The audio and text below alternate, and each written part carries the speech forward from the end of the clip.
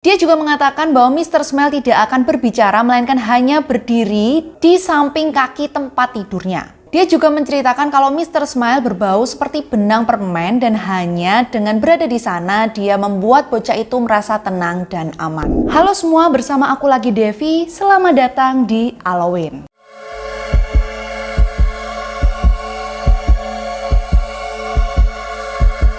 Halloween ini adalah sebuah festival Halloween yang aku rayain di channel aku dengan cara aku bakalan mengupload setiap harinya selama bulan Oktober cerita-cerita horor, creepypasta dan juga kasus-kasus yang berkaitan dengan Halloween. Aku harap kalian bisa menikmati video aku selama 31 hari ke depan, dan di video perdana ini aku akan membawakan sebuah cerita creepypasta yang berjudul Mr. Smile.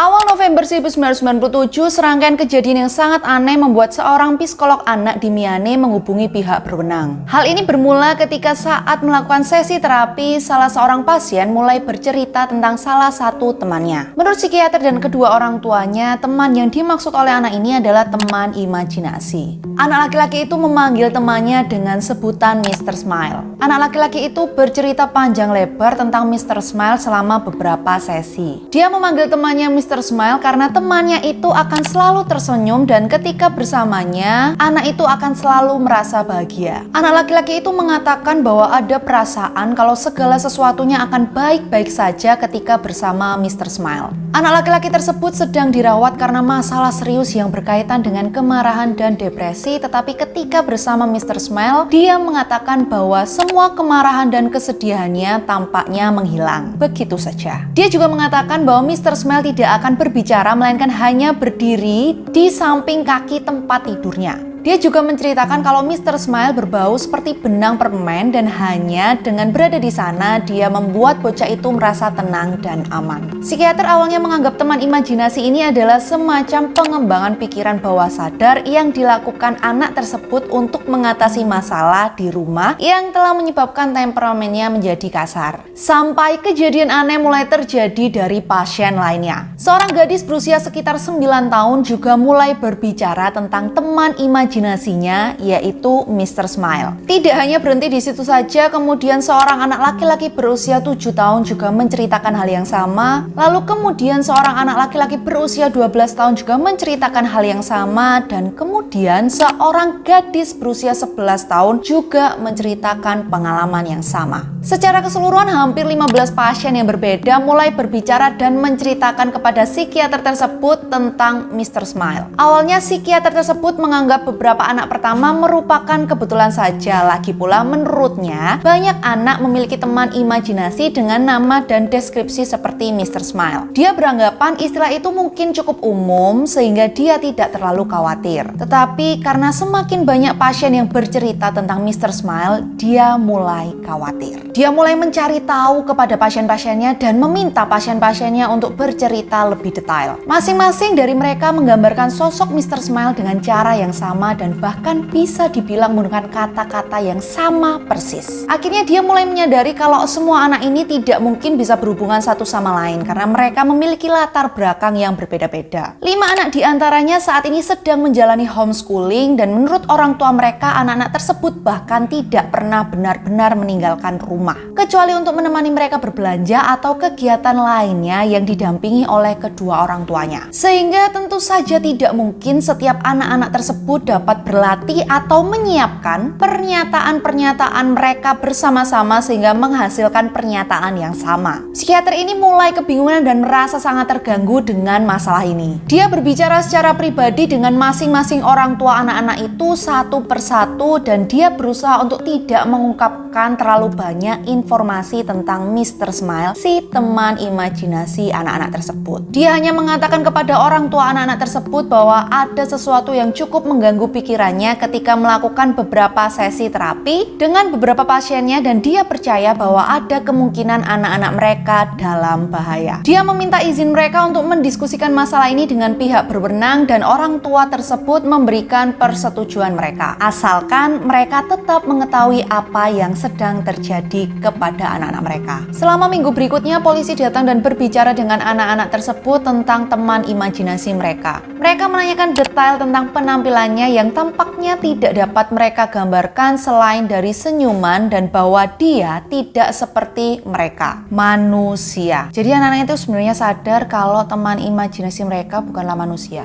Kemudian polisi juga bertanya tentang bagaimana Mr. Smile bisa masuk ke dalam rumah mereka dan apa yang dia katakan atau lakukan saat dia ada di sana. Akhirnya dari keterangan anak-anak tersebut, psikiater, para orang tua dan polisi berkeyakinan sama, yaitu Mr. Smile cukup nyata dan berbahaya. Pihak berwenang telah memeriksa untuk memastikan tidak ada pemangsa yang diketahui tinggal di daerah yang telah mereka konfirmasikan. Tapi cukup jelas bahwa siapapun Mr. Smile ini, dia adalah seseorang yang dapat menyelinap ke rumah anak-anak ini di malam hari. Tak satu pun dari anak-anak ini mengaku tahu bagaimana cara Mr. Smile masuk ke dalam rumah mereka. Mereka mengatakan mereka baru saja bangun dan dia sudah berada di sana, di kaki tempat tidur mereka. Kadang-kadang mereka juga mengatakan dia akan menyanyikan sesuatu tetapi tidak dalam bahasa Inggris. Menurut mereka itu terdengar seperti lagu penghantar tidur, dan itu membuat mereka merasa sangat aman dan nyaman. Akhirnya anak-anak ini diminta untuk menggambarkan Mr. Smile karena mereka tidak bisa menjelaskan dengan kata-kata bagaimana penampilannya. Masing-masing dari setiap anak tersebut mengambil krayon merah dan mulai mewarnai seluruh halaman sampai menjadi persegi panjang berwarna merah. Dan ketika ditanya di mana kepala, lengan, dan kakinya, mereka akan bersikeras bahwa mereka telah menggambarnya. Mereka mengklaim bahwa mereka telah menggambar pria yang sempurna di kaki tempat tidur mereka, dan ketika mereka diberitahukan bahwa mereka hanya mewarnai halaman dan tidak menggambar apapun, mereka menjadi sangat marah.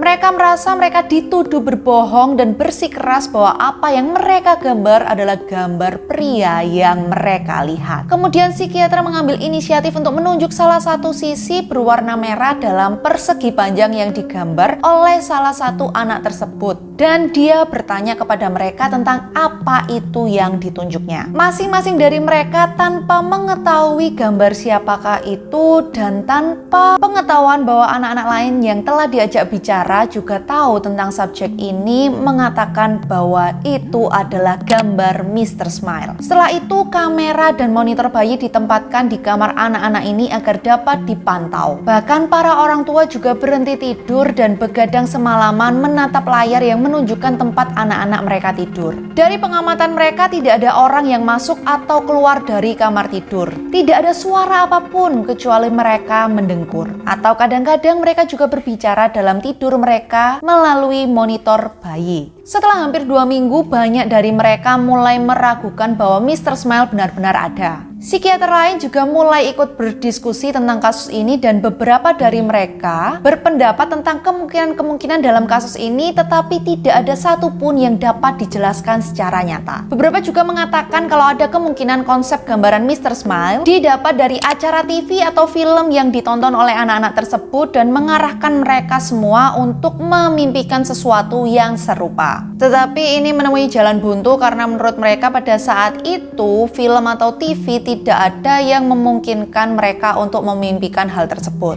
Kemudian mimpi buruk yang sebenarnya mulai terjadi. Salah satu anak laki-laki dari 15 anak-anak tersebut hilang. Kamera di kamarnya mati sekitar pukul 2 pagi. Ibunya berlari untuk memeriksanya dan ia hanya menemukan kamar anak tersebut kosong. Padahal ibu itu hanya membutuhkan waktu kurang dari 1 menit untuk berlari ke kamar anaknya tersebut. Dan tidak ada satupun cara yang mungkin bagi anaknya untuk pergi ataupun dibawa oleh orang lain. Anak tersebut menghilang dari pandangan orang tuanya hanya dalam waktu kurang dari 1 menit. Benar-benar kayak ditelan bumi ya ini ceritanya. Ibu itu bilang ada bau seperti permen kapas atau cotton candy di kamar anak tersebut ketika ibu itu pertama kali memasuki kamar anak tersebut. Pencarian anak itu tidak menghasilkan apa-apa. Tidak ada yang pernah melihat sesuatu yang aneh atau tidak biasa di sekitar rumah itu sebelum atau selama kejadian itu terjadi, dan tidak ada jejak pelaku atau anak itu yang pernah ditemukan. Kurang dari seminggu kemudian, salah satu gadis yang juga pernah bercerita kepada psikiatris tersebut tentang Mr. Smile juga menghilang. Kemudian anak yang lain ikut menghilang. Satu demi satu mulai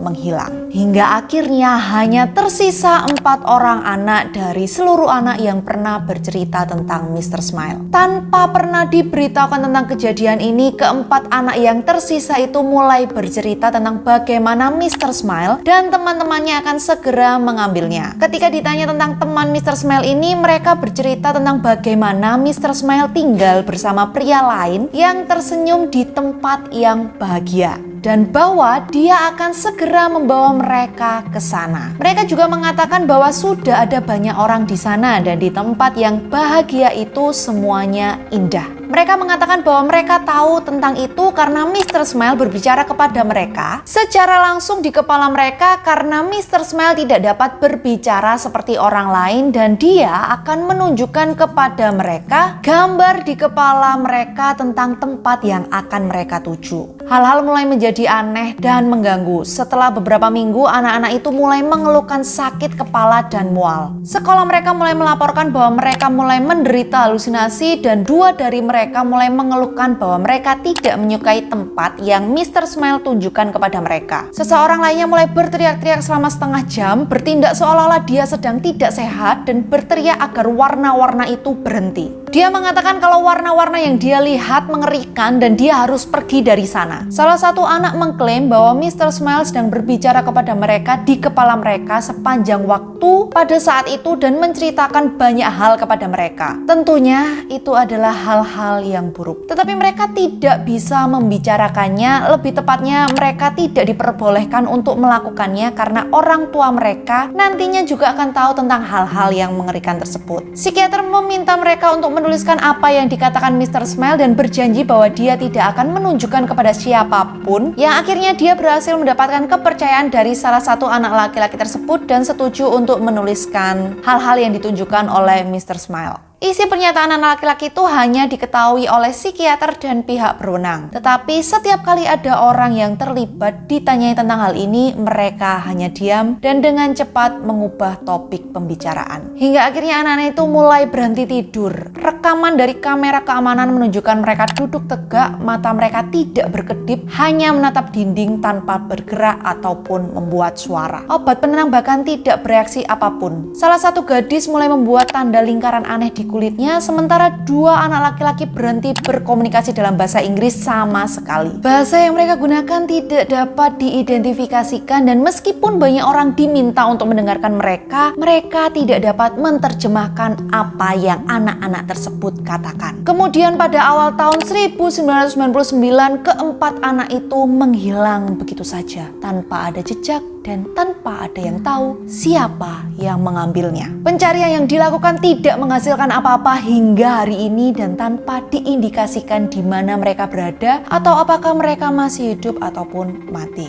Tidak ada tersangka yang pernah ditemukan juga dan keempat anak itu benar-benar tampak menghilang begitu saja sama seperti yang lainnya. Semuanya menghilang. Hilang seperti ditelan bumi dan tidak bisa dijelaskan secara ilmiah. Wow, Rini. Menurut kalian kira-kira gimana nih tentang anak-anak tersebut? Apakah nih ada kemungkinan kalau tindakan tersebut adalah tindakan dari sekelompok penculik? Lalu bagaimana dengan sosok Mr. Smile yang persis sama muncul di ke-15 anak tersebut, dan tentang penculik yang tidak nampak di kamera dan juga tindakan-tindakan aneh yang dilakukan oleh keempat anak terakhir yang tersisa? Apakah menurut kalian ada keterangan yang lebih logis tentang kejadian ini? Coba kalian komen di bawah dan nanti kita akan berdiskusi bersama-sama. Yaitulah tadi cerita creepypasta tentang Mr. Smile yang merupakan video perdana aku di festival Halloween aku, dan aku harap kalian bisa mengikuti festival ini dari awal sampai di akhir tanggal 31 Oktober nanti. Semoga kalian bisa menikmati semua cerita-cerita yang aku akan siapkan khusus untuk festival kali ini. Sekali lagi aku mau ucapkan terima kasih banyak untuk kalian semua yang sudah menonton video ini dari awal sampai akhir. Dan kalau kalian suka video kali ini, jangan lupa klik like-nya, share ke teman-teman kalian. Dan kalian juga bisa follow aku di Instagram di @deviamari13. Dan juga kalian bisa komen di bawah untuk cerita-cerita atau ide-ide selanjutnya selama festival Halloween aku. Dan juga tentunya jangan lupa untuk subscribe channel ini dan juga nyalain lonceng notifikasinya biar kalian gak ketinggalan video-video aku selama festival Halloween ini. Sampai jumpa di video selanjutnya. Bye.